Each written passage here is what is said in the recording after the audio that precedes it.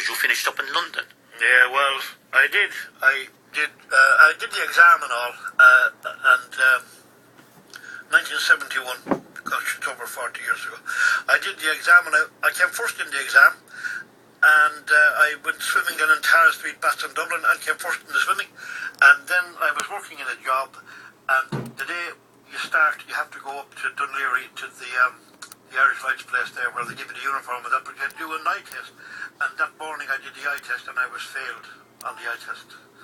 He didn't actually quite fail me. He said, you're a borderline case, I'll send you to a specialist.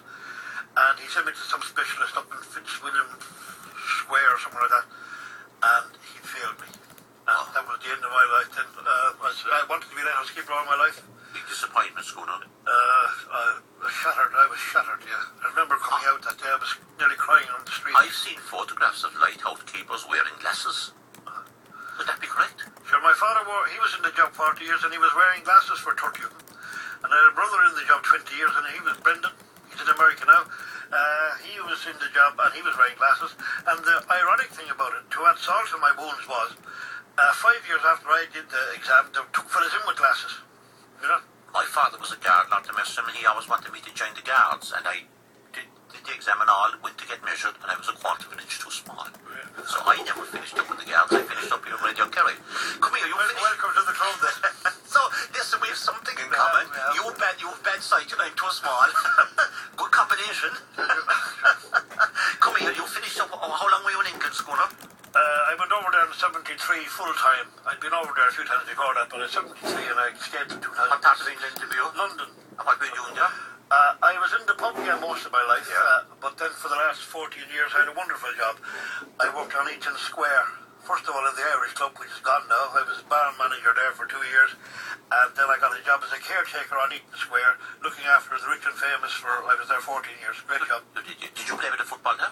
I played with, when I went over first, I played with Thomas McCurtain's. Yeah. Great team. We won the league and championship way back in that first year I went over there, yeah. Yeah. Were you very home? I would imagine for a man grown up by the sea and a man with such a background to the sea in the lighthouse here, it must have been a huge wrench for you to finish up in the city, was it? Oh, fierce altogether. I was over there, but I never gave my soul to it, you know. Never. I used to come about 3 or 4 times every year. Yeah. And how did you spend time in London? How did you adapt to the place? Well, you know, you kind of, I don't know. At one stage, I wrote a poem about it in another book, another lifetime. I remember we went over in those days to make our fortune. And when fellas came back in those days, there might be 2 weeks at home, and they seemed to have loads of money, but that was it. God knows where they got that money from. And they went back absolutely skint. But they made the impression for a few weeks, you know.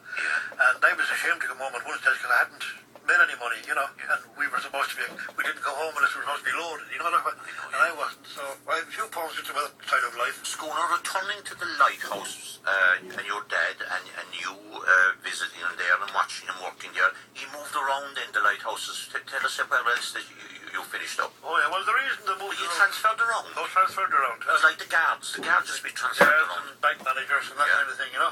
Yeah, and the guards. Was it a government job? Yeah, but he was paid by Trinity House. Oh yeah. Trinity House is the headquarters of all the lighthouses all over the world. Right, yeah. So my father got a cheque every month from Trinity House. Yeah. And my mother, with the 6 of us in it, 3 boys and 3 girls, the cheque would come from my mother. And we used to deal in shops in those days. Now, dealing in those days is different to dealing these days. You know what I mean?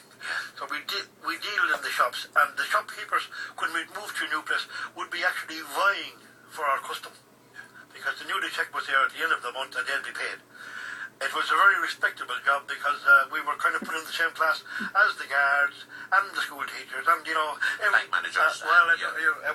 We didn't have. My mother didn't have a bank. And you moved around. The reason for moving around was you used to pack up lock, stock, and barrel. Lock, stock, and barrel. Yeah, we used to send everything away 6 weeks before. I could tell you a good story here now. Everything was transferred, it was called, but we kept the basics like few mattresses, pots and pans and things, and everything was transferred. And imagine moving from Ballycotton to Fannethead now, that was right over through the country, like. And I remember going up, Mr. David Whelan, Lord of Risham for Ballycotton, and his wife and my mother. David Whelan was about 18 stone. My mother and Mrs. Whelan were 2 big women as well, you know. And old car with the one seat in the front, and the gears were at the back of the steering wheel. Remember those cars? I remember them, I do indeed, yeah. And then there was my sister and brother were away in boarding school, but there was four of us in the back with my father, who was a fit little man. You know, he wasn't a big man, but he was fit from going up and down them stairs. He was, right? Another story about that. But anyway, we stopped at that lawn. We had something to eat in that lawn. That was 1957, I remember it well. And coming out of that lawn, my father in the back, we saw this guard, and my father asked, "You know the way to Fannet Head?" And he said, "Where?" Fannet Head. The guard never heard of it. And my father said, "It's up in Donegal somewhere." He said, he looked at the car and saw the gang. He said, "You'll never make it." He said, There's the guard. In 1957, that was the year that Waterford beat Kerry in the Munster Championship, would you believe? "Is that right?" In the first round was one of the biggest shocks in the history of Gaelic football. They were down, and Kerry had only 14 players, and they had to get the taxi driver to fill in and make up the 15, and Waterford beat. Really? And they were out of the championship. There was no back door. Let's go now. Come here, what's your second choice of music? I love to play, not because he's a Kerry man, but I just love this guy singing, and I'd like to dedicate to my brother in England and all the men that worked really, really hard in the building. And the name of the singer is Sean McCarthy, and the name of the song is John O'Halloran. Beautiful song, very sad. Sometimes I cry listening to it. That's the late Sean McCarthy from North Kerry, Loch Merson. He's one of the greats, wasn't he? Absolutely. Know the man well, a lovely What is man. it? I did indeed, Loch Merson. Here we Lord go. of mercy, right?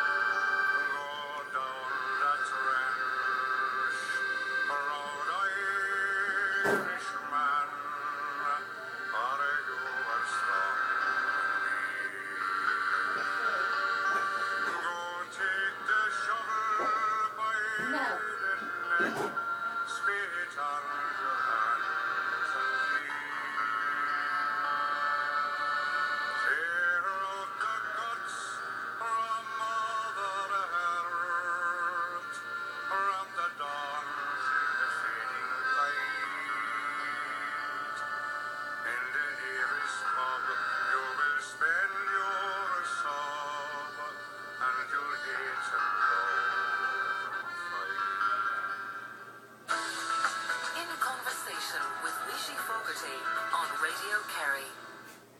Nora Brick from Brandon is our second €1,000 winner on Radio Rewind.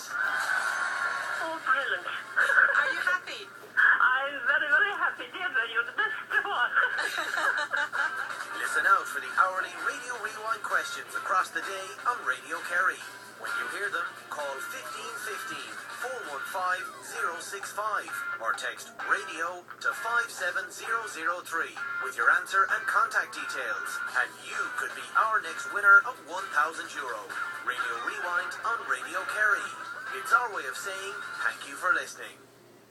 Listowel races are back with 2 fantastic days of racing on Sunday the 3rd and Monday the 4th of June. It's the first Listowel meeting of 2012 and great racing is always a sure bet. Sunday is Ladies' Day with over €5,000 in prizes to be won. Plus there's free children's amusements.